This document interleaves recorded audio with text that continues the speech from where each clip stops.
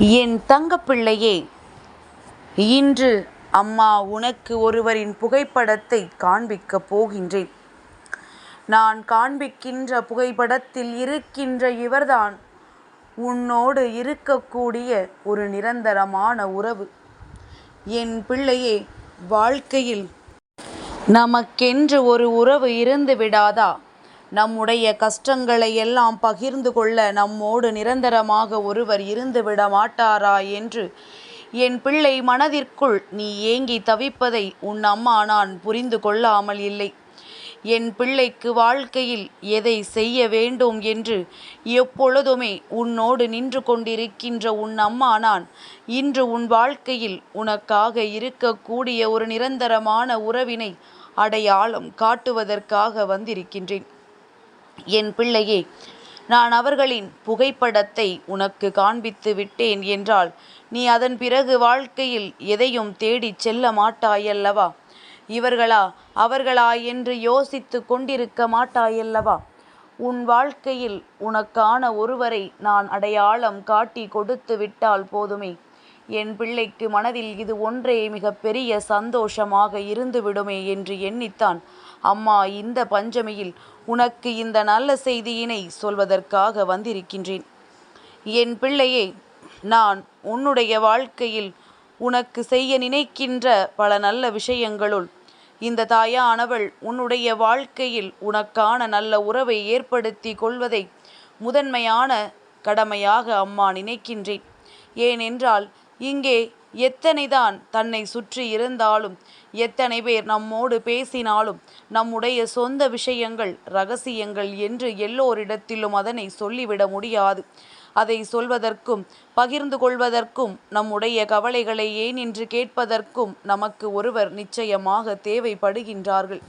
அப்படி தேவைப்படுகின்ற சூழ்நிலையில் நம் வாழ்க்கையில் நமக்காக ஒருவரை தேர்ந்தெடுக்க வேண்டும் என்று முயற்சிகள் பலவற்றை செய்த பொழுது அதில் ஏமாற்றம்தான் உனக்கு கிடைத்தது. அது உண்மைதானே? என் பிள்ளையே, இந்த ஏமாற்றத்தின் விளைவாக இனிமேல் வாழ்க்கையில் எந்த உறவும் நிலைக்காது என்று என் பிள்ளை நீ நினைக்க தொடங்கிவிட்டாய். இனி நமக்கென்று யாரும் இல்லை என்று நீ யோசிக்க தொடங்கிவிட்டாய். வேறு யாருமே நம் வாழ்க்கையில் நமக்காக இருந்துவிட மாட்டார்கள் என்று என் குழந்தைக்கு மனதிற்குள் எண்ணங்கள் தோன்ற தொடங்கிவிட்டது. இனிமேலும் இந்த வாழ்க்கையில் நமக்கு யாரும் உடன் வருவார்கள் என்று தேட வேண்டாம். நம் வேலையை பார்த்து கொண்டிருப்போம். நமக்கென்று யாரும் இல்லை என்று என் பிள்ளை நீ எண்ணிக்கொண்டிருக்கின்றாய். அப்படி இருக்கும் பொழுது என் தங்கமே, உன்னுடைய வாழ்க்கையில் உனக்காக இருக்கின்ற சில உறவுகள் இப்பொழுது உன்னோடு நல்லபடியாக பேசத் தொடங்கி இருக்கின்றார்கள். அதற்கு காரணம் உன்னுடைய வாழ்க்கையில் உனக்கு ஏற்பட்டிருக்கின்ற சில முன்னேற்றங்கள். ஆனால் வாழ்க்கையில் முன்னேற்றங்கள் ஏற்பட்ட பிறகு உன்னை தேடி வருகின்ற இவர்கள் எல்லாம் நிச்சயமாக உண்மையான உறவாக இருக்க முடியாது. எந்த ஒரு உறவு நீ கஷ்டப்படும் பொழுதும் உடனிருந்து, நீ சந்தோஷப்படும் பொழுதும் உடனிருந்து உன்னோடு எல்லாவற்றிலும் பங்கெடுத்து கொள்கின்றதோ அந்த உறவு மட்டும்தானே உனக்கான உறவாக இருக்க முடியும். இன்றிருக்கின்ற மனிதர்கள் எல்லோருமே அடுத்தவனின் குணத்தை பார்த்து இங்கு எதையும் எடை போடுவது கிடையாது. அவனிடத்தில் எவ்வளவு பணம் இருக்கின்றது என்பதைத்தான் மதிப்பிடுகின்றார்கள். கடைசி காலத்தில் இந்த பணம் வைத்திருப்பவன் ஒதுங்கி நிற்பான், இந்த குணம் உள்ளவன்தான் உன்னை தூக்கி சுமப்பான் என்பதனை இங்கு யாருமே புரிந்து கொள்வதில்லை. என் பிள்ளையே, சரி, எதுவாக வேண்டுமானாலும் இருந்துவிட்டு போகட்டும். அவன் பணம் அவனுக்கு. அதை வைத்து அடுத்தவனுக்கு அவன் எதையும் செய்துவிடப் போவது கிடையாது. அதனால் என் குழந்தையே, உன்னிடத்தில் என்ன இருக்கின்றதோ அதை வைத்து நீ சந்தோஷமாக வாழ பழகிவிட்டாய். உன் வாழ்க்கையில் இது போன்று உன்னுடைய சூழ்நிலைகளை உணர்ந்தோ, உன் வாழ்க்கையில் உனக்கு இருக்கின்ற நல்ல குணங்களை புரிந்து கொண்டோ எந்த ஒரு உறவு உன்னை தேடி வருகின்றதோ அந்த ஒரு உறவு மட்டும்தான் உன்னோடு இறுதி வரை இருக்கக்கூடிய உண்மையான உறவு என்பது நீ நன்றாக புரிந்து கொண்ட விஷயம்தானே என் தங்கமே? அதனால் இனிமேல் இந்த வாழ்க்கையில் உனக்கிருக்கின்ற கஷ்டங்களை பற்றியும் சோதனைகளை பற்றியும் வருந்தாதே. உனக்கு ஆதரவிற்கு அம்மா ஒருவரை காண்பித்து கொடுக்க வந்துவிட்டேன்.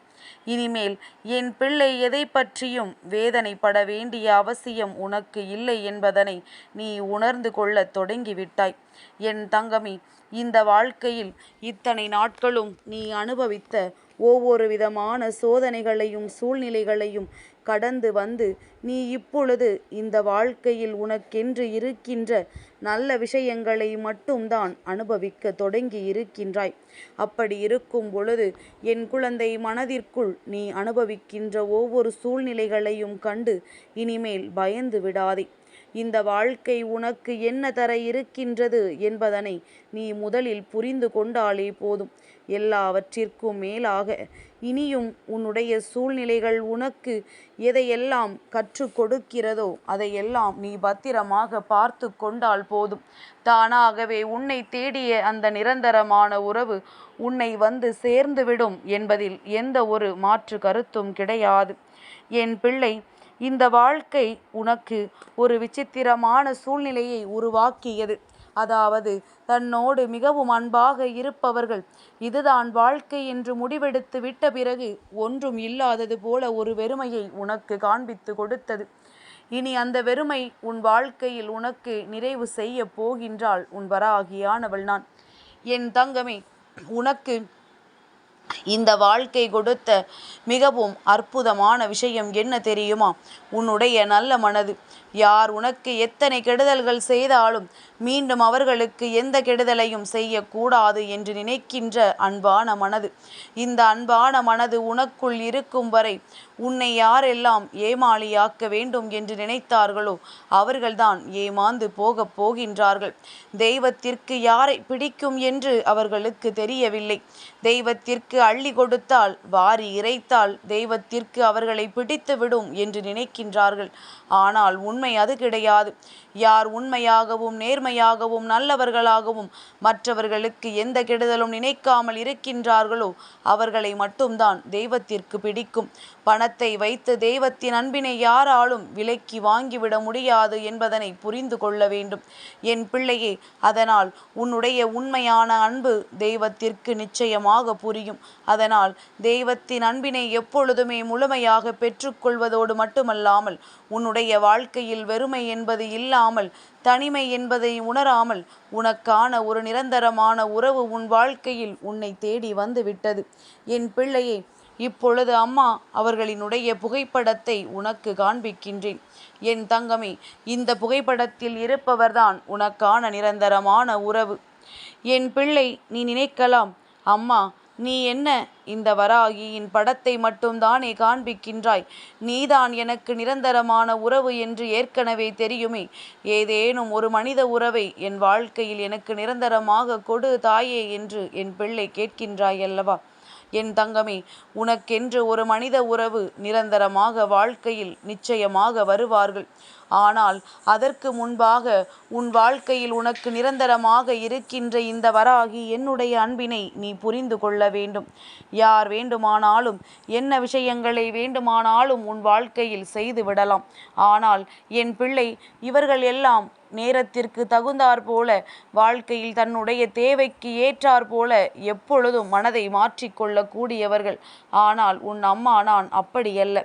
எந்தவித எதிர்பார்ப்புகளும் இல்லாமல் இந்த வாழ்க்கையில் உன் மீது உண்மையான அன்பு கொண்டு என்றென்றைக்கும் உன்னை தேடி வந்து கொண்டிருக்கின்றேன்.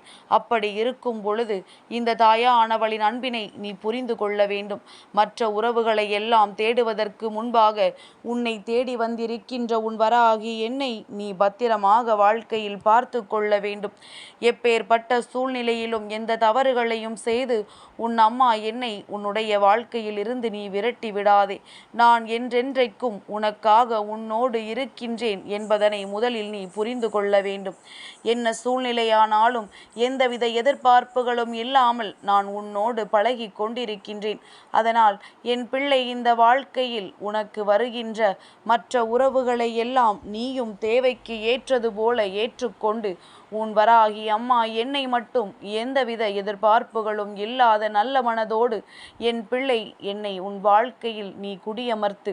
அம்மா நிச்சயமாக என்றென்றைக்கும் எந்த ஒரு சூழ்நிலையிலும் உன்னை கைவிடாமல் உன்னுடைய கஷ்டங்களிலும் சந்தோஷங்களிலும் உனக்காக பங்கெடுத்து கொண்டு உன்னோடு தொடர்ந்து வருவேன் என்பதனை மட்டும் நீ மறந்து விடாதே. சுயநல கூட்டத்திற்கு நடுவில் உனக்கான ஒரு சுயநலம் இல்லாத ஒரு உண்மையான அன்பு இந்த வராகியின் அன்பு என்பதனை மட்டும் மறந்து விடாதே. என் தங்கப்பிள்ளைக்கு இந்த வராகி அம்மாவினுடைய ஆசீர்வாதங்கள் எப்பொழுதும் உண்டு.